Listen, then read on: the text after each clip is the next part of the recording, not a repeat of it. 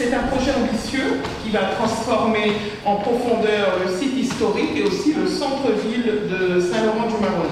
C'est la conclusion de longues années de travail, de plusieurs équipes, de plusieurs bureaux d'études, des monuments historiques aussi, puisque c'est un gros travail de l'État aussi pour déterminer cet échange qui a lieu aujourd'hui et aussi surtout que nous puissions poursuivre, nous, l'appel à projet que nous avons eu dans le cadre d'Action Cœur de Ville pour une partie de cette zone. Alors, dans le cadre du nouveau programme de renouvellement urbain en 2019, il y avait les grandes orientations avec du logement, du tourisme, des loisirs et bien sûr de la culture.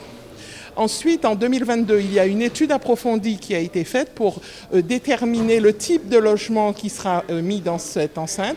Donc nous aurons bien sûr du logement intermédiaire et du logement pour des familles, puisqu'on souhaite faire au centre, à la place de l'héliport, une zone pour les familles, de manière à ce que nous ayons 3 places qui soient reliées par voie pédestre, par mobilité douce, le marché, la place de l'ex-Chog et la place de l'Office du tourisme, puisqu'il y aura une sortie derrière.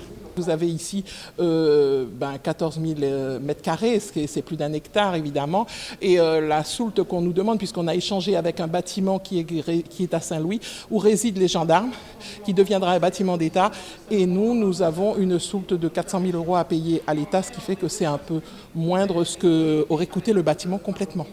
C'est une étape importante pour Saint-Laurent dans le cadre de son projet de rénovation urbain.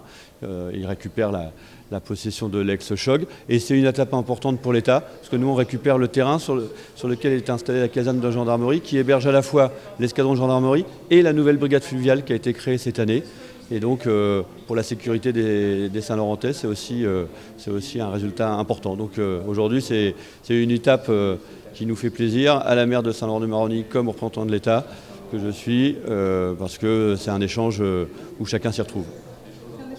Alors, c'est des montages qui sont peu fréquents, mais qui sont finalement assez intéressants parce que ça évite à la commune bénéficiaire de la cession d'un bâti de l'État.